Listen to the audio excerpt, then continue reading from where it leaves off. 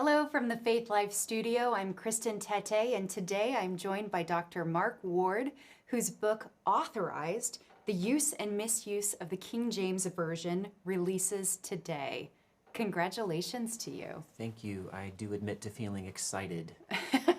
I can imagine why. It's a big accomplishment to write a book. It's been many years in the making. I've poured a lot of my heart and time into the project. It's really satisfying to see it come to fruition.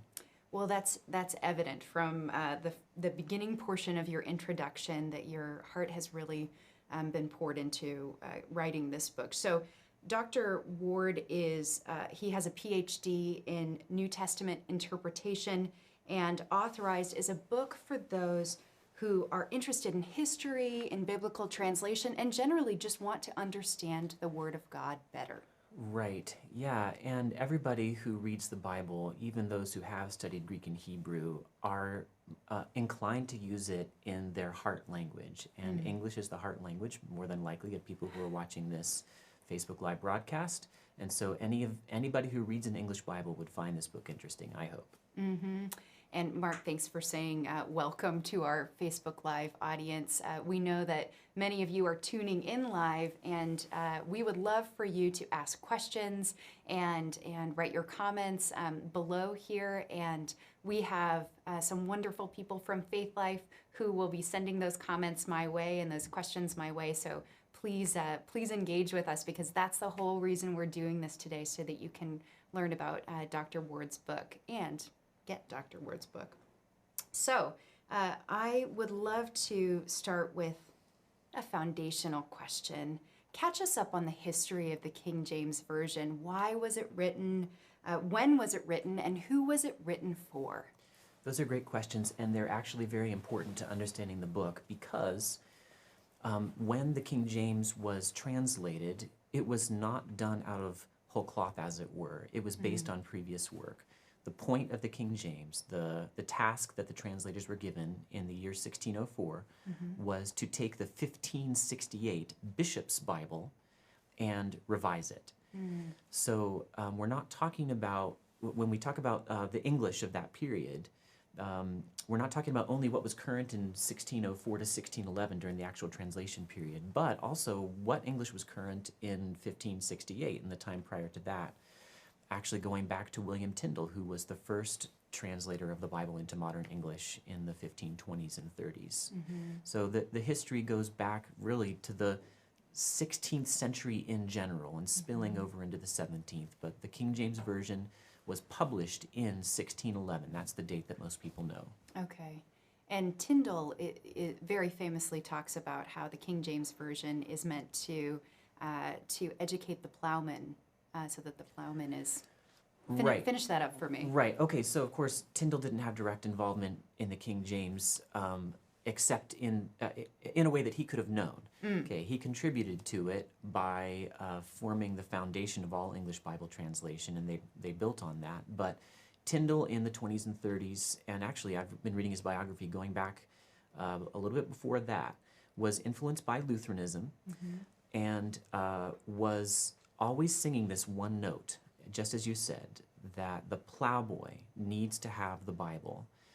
And I think that's a note that needs to continue to be sung. So in God's providence, I was William Tyndale in a high school play my senior year. Really? And in a play about William Tyndale called Ere Many Years, which is part of his famous quotation. Ere many years, he said to some Anglican cleric at the time, Church of England, I'm sorry, no, a Roman Catholic cleric would have been at the time. Ere many years I will cause that the boy that driveth the plow shall know more of the scripture than thou dost. That was his life's mission, and it's been very interesting for me to see that I'm trying to carry on that mission for today. So that's a perfect segue into my next question, which is, what is the significance of Authorized being released at this particular moment in history?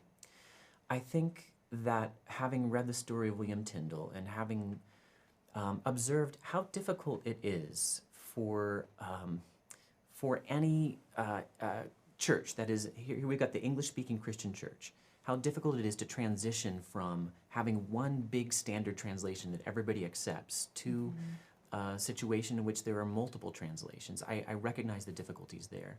But the reason it's significant to write about this now is that just like the price of liberty, they say, is eternal vigilance, I think the price of vernacular translation is eternal vigilance. As C.S. Lewis said, it's no good translating the Bible or anything once and for all. Language is a changing thing, and therefore we need to build in the expectation of revision into our beloved Bibles, whether King James or NIV or ESV. The issues really are the same. It's a little easier to talk about the need for revision when we're looking at a 400-year-old Bible translation, but it's true for contemporary translations as well. Language changes and translations need to change with them so that they'll stay in the vernacular. So, Mark, this has piqued the interest of one YouTube viewer who asks, what can you tell us about the contributing translators to the King James Version? You know, we don't have a ton of information. This was a long time ago. The best scholar I know about there is David Norton, who's done a ton of work on this. He's written multiple books and gone very carefully over the notes that we have left from the King James translators. They were appointed to work in ranks and to work on separate sections of the King James Version, and then to come together with their final revisions of this bishop's Bible. One of the best things that anyone can read, however, would be the little-known preface to the King James that was written by Miles Smith, one of the translators, where he explains what they were doing. Ironically enough, it's difficult to understand. The English is hard. I would say it's harder than the King James itself. Really? Definitely. He put some Latin in there, which thankfully the King James doesn't do. And so I've actually written for the Logos blog, which is part of my work here at Faithlife. I've written an abridgment, and I think, very faithful translation of that preface that which someone could check out. That would be a great way to get the heartbeat of the translators, which was the same as Tyndale. They said, let's put the Bible in the language of what they called the very vulgar. Now, I wouldn't use that terminology today because it doesn't mean the same thing. Yes. But it's the same heartbeat. They want the plowboy to have the Bible, as do I. You reference at the beginning of your book, Matthew 25:40, whatever you've done unto the least of these brothers of mine, you've done unto me. But then you retract that. Yeah. Tell us why. Yeah, a book is an ongoing process, and so I wrote the dedication long before I finished the book, and I dedicated the book to the least of these, but then I was reading a book by an evangelical White House aide who used that phrase in some kind of memo, and a non-Christian co-worker of his very kindly asked, what is this? Who are these? Yeah. And I realized, here I am writing a book about how English has changed over 400 years, ways in which most modern readers won't perceive. And I, because I grew up on the King James, was not perceiving that modern readers would not understand that phrase necessarily. So I thought that was ironic, and I thought I'd tell that little story in my dedication. So instead, I dedicated the book to a little outreach congregation that I used to pastor of people who were the plowboys. They were functionally illiterate. That is, they had not done very much reading in their lives of big books, and yet they're supposed to have the Bible too. So we used the New International Reader's Version, which is made for people who struggle with reading, and it was wonderful. Rather than explaining the English, I could explain the Bible. And that experience deeply affected me and gave me, contributed to my heart for writing this book. I love that. Rather than explaining the English, you explained the Bible. Right. That is the point of today and of your book, Authorized. Right. One of the major contributions of this book is the idea of false friends. Tell us about that. False friends is a convenient label that I acknowledge now to the internet world I have taken from John McWhorter, except I think he took it from the general linguistic milieu. McWhorter's a linguistics hero of mine, and he explains this in his book, Words on the Move, which is about language change. And it's a helpful way of distinguishing one kind of language change from the one that everybody already knows. The one that everybody already knows, if they've picked up a King James ever, is the existence of words that we know we don't know. Besom is a kind of broom. I've never used the word in my life, never heard it before. Chambering, wantonness, call, C-A-U-L. There are many words that, as I was growing up reading the King James, I knew I didn't know, and what I was told, which makes perfect sense, is look it up, dear. Go use the dictionary. But that was the only category of English change that I was instructed on. What became apparent to me over years, however, is that there's another kind of change in English, one that isn't as easy to perceive. Words that we still use today, but that meant something different in 1611, or often they had a sense available to them that we no longer have. So if you don't mind putting you on the spot, okay, this is the question that I ask everybody who asks me about false friends. 1 Kings 18:21, you'll be familiar with the overall story. This is Elijah on Mount Carmel, arguing against the priests of Baal. There's about to be this grand display of God pouring fire from heaven. And I just love that passage. Elijah, his sarcasm is, I think, so funny. And he's saying to the Israelites at one point, 1 Kings 18:21, "How long halt ye between two opinions? If the Lord be God, then follow him. But if Baal be God, then follow him." That's King James language. I think I got it all word perfect there. That word halt, how long halt ye between two opinions? Not actually really trying to put you on the spot. What do you think that word halt meant to the King James translators? Pause. Pause, taking how long between? Yeah, like vacillating, stopping, pausing. I've asked about 100 people maybe this question, and that's one of the most common responses from people who grew up in the King James or not, because we do still use the word halt. Traffic ground to a halt. Or we're watching a period drama and the guard at the castle says, "Halt, who goes there?" It means stop. But if you look in the King James in the New Testament, it'll say things like this: Jesus healed the halt and the blind. And there, halt means the lame, the limping. And that is what the King James translators meant in 1 Kings 18:21. They meant, how long will you go limping between two opinions? And so we've got a situation where we all think we know the word halt, but through no fault of our own and through no fault of the King James translators, all modern readers that I've talked to, except for 3, and 2 of them were scholars and one of them was just lucky, are missing it. They're thinking it means stop, it means pause. They're not missing the whole point of the passage, but they're missing this key little word picture he's using. How long will you go limping between two opinions? And that word comes up later in the passage when the priests of Baal go limping around the altar because they've been flagellating themselves in order to get Baal's attention. So they're not missing the whole passage if they missed the word halt, but they are missing a little thing. And when I read the Bible, I want to get as much as possible, and I want the plowboy to as well. Absolutely. I think anybody who reads the Bible wants to understand nuance. Right. And what was the original intent of this writer. Exactly. So that's a very important point. And we have a question from Facebook. What do you think about contextualizing the Bible? I probably want to ask further questions. What does that mean?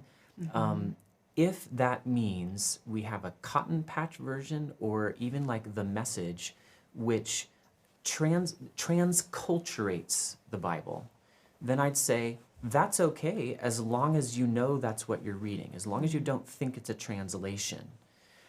Because the Bible, it makes historical claims central to the Christian faith. Jesus Christ died for our sins. That really happened in space-time history. He was seen. He rose again, and that's why he was seen.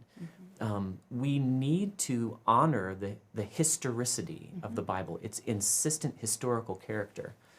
And I don't want to elude that. But if a psalm, which is purposefully general and not specific to a given time period, if it can be transculturated like Eugene Peterson does in The Message, where he'll say that, the fool went to smart mouth college. I'm cool with that, again, as long as readers understand that's what they're getting, because it gives me a new angle, a new cultural angle on the Bible. If that's what contextualizing means, then I'm all for it, as long as people understand what's going on. The King James Version was analyzed and found to have a 5th grade reading level. I know you have an opinion about this, but when I first read that, I thought, which century is this 5th grader in? Because this is not, I must not have a 5th grade reading level because I have a difficult time understanding the King James Version. Right. Yeah, I myself have not yet achieved that 5th grader's reading level. I think that was one particular 5th grader who was a Mensa athlete or something. So no, this is a common claim on the internet, and the internet is full of common claims, as we all know. But I tried to figure this out because I'd heard people say this before. Well, the King James is plenty readable. You know, computers have discovered that it's a 5th grade reading level. So I went and tried to dig down. What are they talking about? And what they're talking about is the Flesch-Kincaid analysis, which comes with WordPerfect, and you can easily find sites online that will run this analysis. And basically, the Flesch-Kincaid analysis counts words in a sentence and counts the length of words, you know, how many syllables or how many letters in a word. And the shorter the words are and the shorter the sentences are, the more likely Flesch-Kincaid is going to come back with a 1st grade or 3rd grade reading level. The longer they are, the more it's going to come back with a 12th grade. But what I realized as I dug into this is that the Flesch-Kincaid analysis is a rough and ready measure that was not designed to work on archaic texts. So Flesch-Kincaid has no idea what language it's even looking at. It's just counting. It's if you feed it the Swedish New Testament, it'll give it a score even if it doesn't even know it's reading a different language. So, for example, the King James has the word call, C-A-U-L. Well, that has the same effect on readability as C-A-L-L, call. But I don't know what call is. But I know what it means to call something, and I'm going to say call, C-A-U-L, is harder to read than call, C-A-L-L. The computer has no idea. This tool was not designed to work on anything but a contemporary text. So you ask, well, what is the reading level of the King James? And I'm going to say that it's pretty much a meaningless question. You know, what's the reading level of Bertrand Russell or, you know, some philosopher out there? Well, the way to discover that is ask readers, are they having a hard time with this? If it's hard, then it's a hard read. If they're having an easy time, then it's an easy read. Computers should not be brought into this particular question. Amen to that. We have another question from a Facebook follower. What role do source texts play in Bible translations? Are they different? Okay, that's a very important question, and there's a fairly simple answer. And that is, for anybody who's actually going to go out and buy a Bible, whether it's in Logos Bible software or at their local Christian bookstore, you have 2 choices for your New Testament. And you may not be aware of this. There is the Textus Receptus, which is a particular Greek New Testament, and there is the critical text. And I'm going to move my hands only very slightly and say it too is a particular Greek New Testament. Because if I went like this, I'd be suggesting that they're massively different. They're not. There are minor differences between the two. And in the book, I purposefully set aside the question of which Greek New Testament should you use. I think you ought to trust your pastor. If he says, go with this one, fine. What I think that you ought to do is find a translation of whatever text your pastor or whoever your God has put over you in church leadership or your teachers. If they say, this is the text to use, then I say, find a contemporary translation of it. Find a translation into vernacular English, your English, English that you can read without having to look up words like besom. When broom is perfectly available, it's not necessary. And in fact, Paul makes the argument in 1 Corinthians 14 that intelligibility is tied directly to edification. So if you're going to edify someone, you need to use words they can understand, if at all possible. Absolutely. So have we lost anything as we've moved to a society with multiple biblical translations? Yeah, so I grew up on the King James Version, and I came to know the Lord and grow in grace, and I'm thankful for the King James. I have its words hid, as the King James says, in my heart, and I'm not regretting that at all. Okay, so are there things we're losing? I grew up on it, so I feel this maybe more than someone who didn't grow up on the King James. Yes, I think there are things we're losing, and I dedicated my whole first chapter to this. There is a level of cultural elevation that I personally find appealing, a reverence that comes along with this Elizabethan language. That on an aesthetic level, I appreciate it, and that's to that degree a loss. Also, when everybody in a given Christian culture, all English-speaking Christians are using the same translation, then they're alluding to it.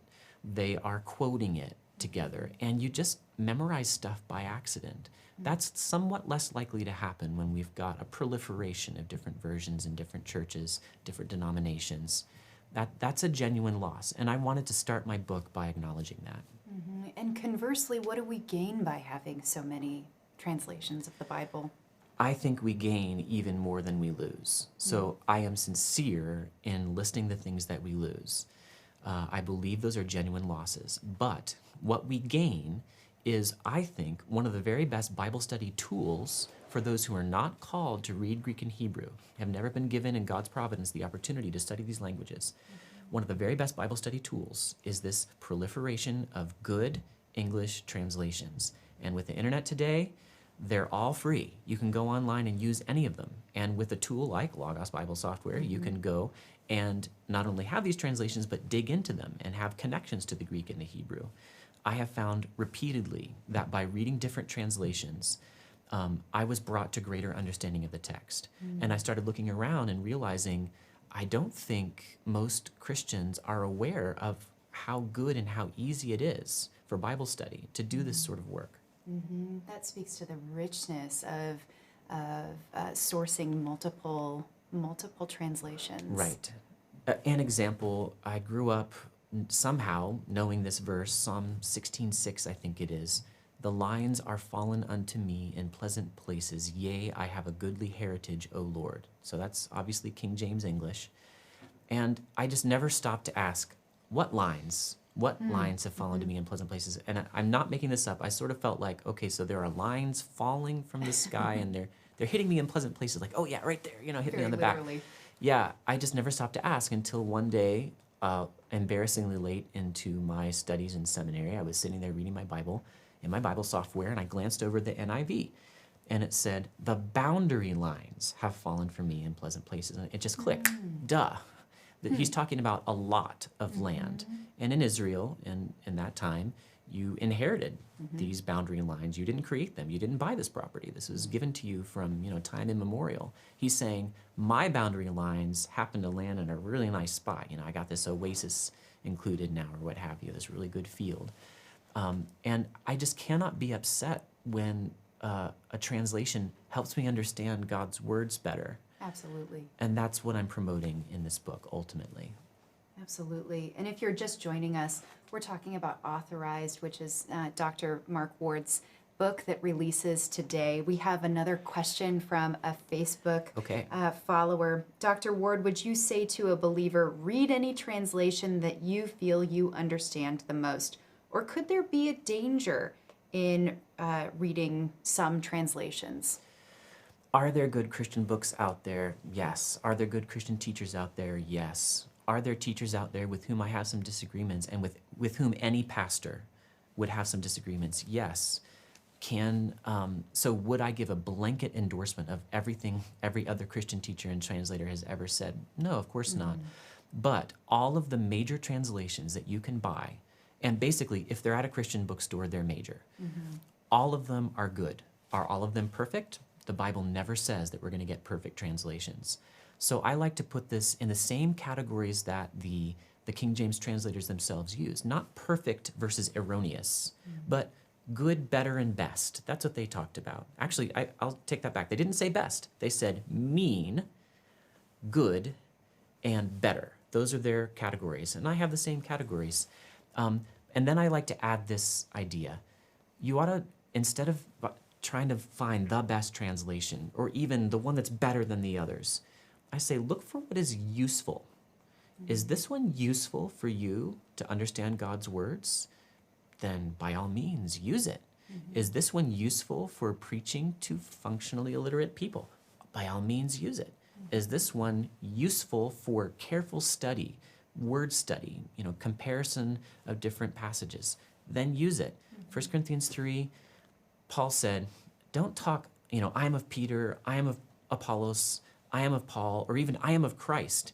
He said, all are yours. They're all for you. Don't build tribes around these people. I say the same. Don't build tribes around Bible translations. Use them all. They're all for you. If your pastor says, don't trust that one, then if God put that pastor over you, trust him. Okay, fine. But I'm saying I've used them all. They're all useful. Okay, that's quotable. If you're following along on Twitter, don't build tribes around Bible translations. Tweet that and link to Authorized. So I would love to know, this writing of a book is a pretty intense process. And I happen to know, I heard you say this before we went live, that your wife is watching along on Faithlife TV. Do you have anything that you would like to say to the people who walked with you on this journey to putting this book out there? Yeah, I've had this thought so many times, especially since Lexham Press picked up the book. I am so grateful for all the gifts that Christ has given to his body that were subsequently spent on me. That's true of any of us who've had a good church and parents who raised us in the faith and a good school to go to. But with regard to this project, I had gifted videographers, I had gifted editors, I had gifted marketers and cover designers and hosts of conversations. And I'm thinking, wow, the Lord has been so gracious to me. So it's just a heartfelt thank you. It's trite to say I couldn't have done this without you, but I've just really come face to face with that. I could not have done this without multiple people pouring their gifts into me, and I am very grateful. And so who influenced you? I mean, you talked earlier about some influences, but talk about the people who are the most important to you that you are reading right now. My pastor of 18 years back in South Carolina has had the most profound influence on me, probably of any Christian teacher. I've sat and listened to him for more hours than any other Christian teacher. And he was so very careful in teaching the Bible and so very faithful in it. And he was the one who planted the most important seed that became this book. And one of the ways he did it, and if pastors are listening, I would encourage them to take a little wisdom, not from me here, but from him. He was very careful to use multiple translations as part of his Bible teaching and to be positive about them. Not like he would never have any critical word for them. But I think it's important for Bible teachers, and Logos is used by many Bible teachers, to steward the trust that their people have in Paul and Peter and Apollos. Okay, all the good teachers that God has given to his church, including the sometimes nameless translators that gave us these Bibles, they've done a good work for us. We ought not to set ourselves up above them in judgment unless absolutely necessary. So Doug Moo, who is chairing the NIV right now, Vern Poythress and Wayne Grudem, who have worked on the ESV, Tom Schreiner, who endorsed this book, I'm amazed to say still, and has worked on the Christian Standard Bible. These are faithful Bible teachers. My pastor modeled for me an appreciation of these men, which made me feel ready to use their gifts in these translations, even though I was raised being told that really only the King James is a good translation. Over time, with his help and others, I came to see, no, that there are great, useful things for my Bible study in these other translations. So I have to ask, just personally, I'm interested to know, is the reason, outside of the fact that you grew up with the King James Version, is the reason that you like it so much because you can legitimately say thou and thine in common everyday conversations? Well, I remember in third grade asking my teacher, Mrs. Page, whose husband was a Bible teacher at Word of Life Bible Institute, as it happens, can we speak in King James English for a day? You did? I did. And Mrs. Page, who was my favorite teacher, said yes, and then forgot. And little kids remember these things. So I'm not holding it against you, Mrs. Page. I actually had to check on one fact for the story in the book by asking her a question, and so we're still good here. We have a good relationship. And I took pride in my ability to understand King James English. And so this book is in part me humbly putting myself out there and letting people know it wasn't until I was 32 that I realized I was totally missing the word halt in a very common story that I'd heard 100 times. And I'd memorized that phrase. And I had that experience repeatedly. With regard to thou and thee and thine and ye in particular, something we lose when we go away from the King James is that Elizabethan English encoded plural versus singular in their second person pronouns, and modern English doesn't. So there's a loss. But I argue in the book, and I'm not going to spoil it here. You're going to have to buy the book to find this out. I argue in the book that we're actually missing what thee and thy and ye meant in when it was originally written in the 1568 Bishop's Bible that the King James revised.